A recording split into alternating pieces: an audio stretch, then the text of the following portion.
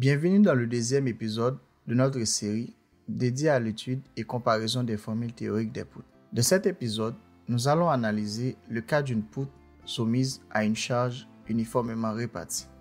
Comme vous pouvez le voir, la poutre est soumise à une charge de 60 kN par mètre.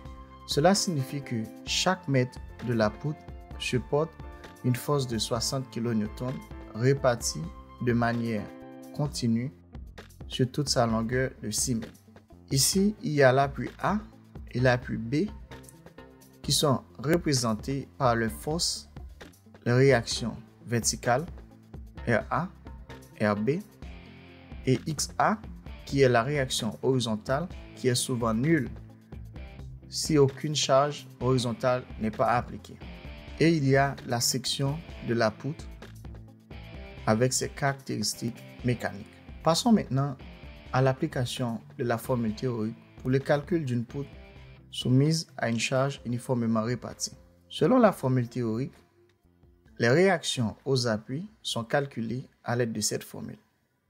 RA égale à Q multiplié par L sur 2. L, c'est la longueur totale de la poutre. Q est la charge uniformément répartie, égale à 180 kN. RB égale à 180 kN. La formule calcule la répartition de la charge totale entre les deux appuis, donnant à chaque appui une réaction verticale égale à 180 kN. Analysons l'effort tranchant. Nous utilisons la formule théorique suivante pour calculer l'effort tranchant de la poutre. Q dx égale à RA moins Q multiplié par X. RA, c'est la réaction verticale à l'appui. Q, c'est la charge. X est la distance par rapport à l'appui. Cette formule permet de déterminer l'effort tranchant à n'importe quel point de la poutre en fonction de la distance X à partir de l'appui. Cela nous aide à comprendre comment la force interne varie le long de la poutre sous l'effet de la charge répartie. À l'appui A, pour X égale à 0, ici,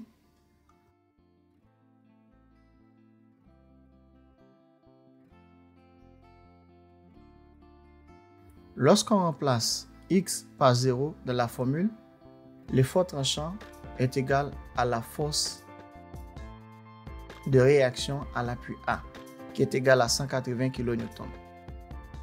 Au centre de la poutre, pour X égale à 3 mètres, on remplace X par 3 mètres dans la formule, on obtient que l'effort tranchant est nul. Au centre de la poutre, l'effort tranchant est effectivement égal à 0. Cela correspond à l'endroit où l'effet de la charge uniforme répartie, qui a tendance à provoquer un cisaillement, est équilibré par la réaction de l'appui. En conséquence, cela a annulé l'effort tranchant à ce point spécifique, car les forces sont en équilibre à cet endroit précis. À l'appui B, ici, X égale à 6 mètres. Lorsqu'on remplace X dans la formule, on obtient Q égale à moins 180 kN. Cela signifie que l'effort tranchant à l'appui A est opposé à celui de l'appui B. Analysons les moments fléchissants. Selon la formule théorique, le moment fléchissant est calculé à l'aide de cette formule. Réaction de l'appui A, X moins Q multiplié par X carré sur 2. Cette formule permet de déterminer le moment fléchissant en tout point de la poutre. À l'appui A, pour X égale à 0, ici, lorsqu'on remplace X par 0 dans la formule, on obtient le moment est nul. Comme vous pouvez le voir, au centre de la poutre, X égale à 3 mètres. Lorsqu'on remplace X dans la formule, on obtient 270 kN par mètre, ce qui signifie que le moment fléchissant atteint sa valeur maximale au centre de la poutre. Vous pouvez remarquer, il y a deux formules. La première formule, cette formule, c'est la formule générale basée sur l'équilibre des forces. Et cette formule, c'est la formule simplifiée. Cette formule vous permet de calculer le moment fléchissant en n'importe quel point de la poutre. Tandis que la formule simplifiée vous permet de calculer le moment fléchissant au centre de la poutre. Comme vous pouvez le voir, les deux approches aboutissant au même résultat. La première formule est plus flexible car elle permet d'obtenir le moment à chaque point de la poutre, tandis que la seconde est plus rapide pour déterminer la valeur maximale directement au centre de la poutre. À l'appui B, pour x égale à 6, on obtient le moment est nul. Cela s'explique par le fait que le moment fléchissant à un appui est toujours nul, car à cet endroit, la distance entre le point d'application et la force et l'appui est nulle, ce qui annule le moment fléchissant. Analysons la déflexion maximale de la poutre ou la déformation. Cette formule vous permet de calculer la déflexion ou la déformation de la poutre. Dans la vidéo précédente, nous avons parlé du module élasticité des matériaux qui est très important dans les calculs de génie civil. Puisqu'on utilise du métal, le module élasticité ne change pas. Mais le moment inertie varie en fonction de la section de la poutre. En effet, lorsque la géométrie de la poutre change, le moment inertie est affecté, ce qui influence la déformation de la poutre. Donc, dans notre cas, nous avons une section carrée, creuse. Voici le moment inertie. Lorsqu'on remplace le moment inertie dans la formule, on obtient une déformation moins 0,039 m ou Y max égale à moins 3,9 cm. Cela signifie que la poutre subit une déformation de 3,9 cm dans la direction verticale sous l'effet de la charge appliquée. La déflexion négative indique que la poutre se courbe vers le bas. S'il n'y a pas signe moins, vous allez trouver quand même une déflexion qui va dans ce sens. Et puisque nous, on choisit la déformation comme ça, c'est pour cette raison que Y égale à moins 3,9 cm. Cependant, il y a un problème important. La déformation maximale, ici, est supérieure à la déformation admissible, autorisée. Cela peut entraîner des problèmes importants pour la stabilité et la sécurité de la structure. Et en plus, la déformation elle-même, l'angle de rotation de la poutre est aussi affecté par cette déformation, comme vous pouvez le constater. Pour résoudre ce problème, il y a plusieurs possibilités. Donc, nous allons utiliser l'une d'entre eux. Nous allons augmenter la section de la poutre, ce qui permet d'augmenter son moment inertie, ainsi réduire la déformation. Cela renforcera la rigidité de la poutre et respecter la déformation admissible autorisée. Nous avons augmenté la section de la poutre, comme vous pouvez le voir ici, et nous avons aussi calculé le moment inertie de la nouvelle section, comme vous pouvez le voir. En remplaçant le moment inertie, on obtient une déformation de moins 0,019 m qui est égal à moins 1,9 cm. Comme vous pouvez le constater ici, l'angle de rotation a également été recalculé.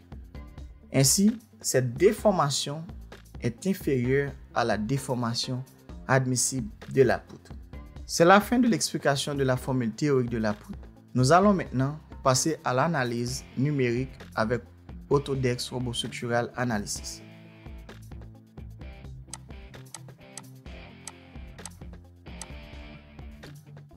Voici la poutre soumise à une charge uniformément répartie dans RoboStructural Analysis. Nous allons maintenant analyser les résultats des réactions.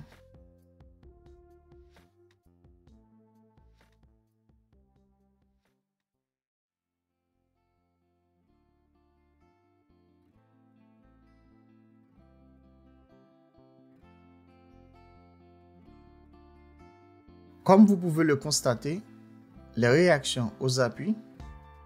À l'appui A, la réaction est égale à 180 kN et à l'appui B, 180 kN.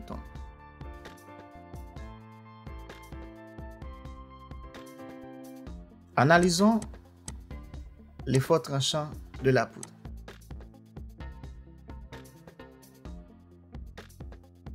À l'appui A, l'effort tranchant est positif et égal à 180 kN et au centre de la poutre, il est nul. À l'appui B, il devient négatif atteignant moins 180 kN. Analysons les moments fléchissants.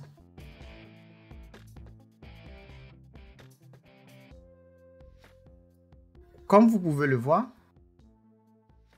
à l'appui A, le moment fléchissant est nul.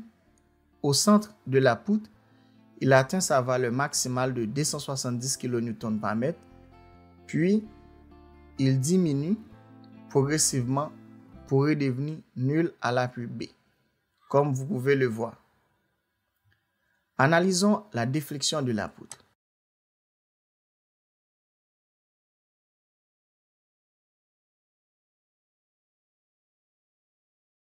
Comme vous pouvez le constater, la déformation est égale à 3,9 cm.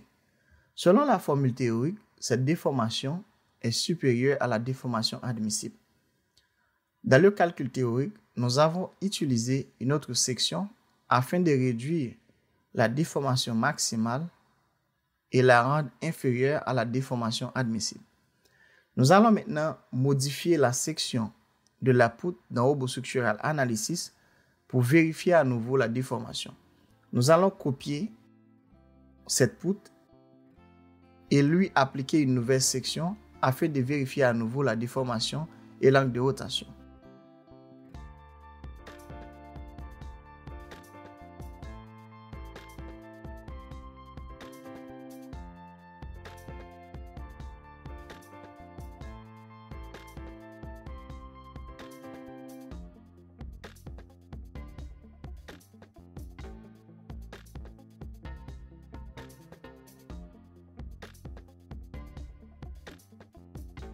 Comme vous pouvez le voir, c'est la poutre initiale avec la section initiale et nous allons appliquer la nouvelle section sur cette poutre.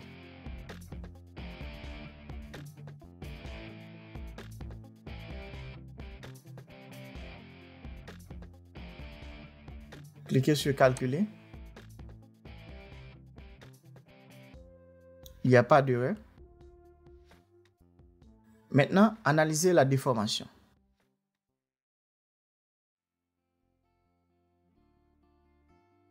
Comme vous pouvez le constater à l'écran, il y a deux déformations. En observant la nouvelle section, vous remarquez que cette déformation est inférieure à la déformation admissible. Ce qui signifie que cette section est plus sûre pour la structure. Si nous vérifions l'angle de rotation, nous allons constater également une diminution.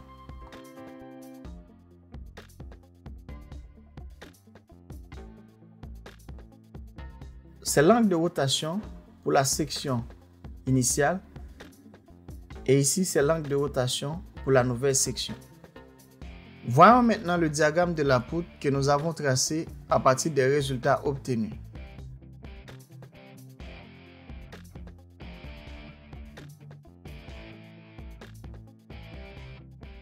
C'est le diagramme généré par MathCAD.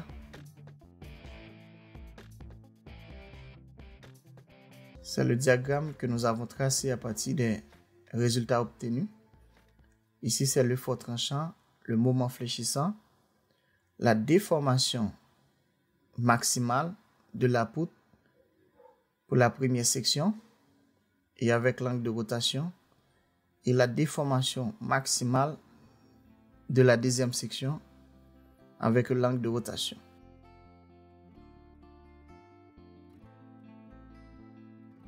En comparant les résultats des formules théoriques avec ceux obtenus grâce à Robot Structural Analysis, on constate qu'ils sont identiques avec un écart de 0%.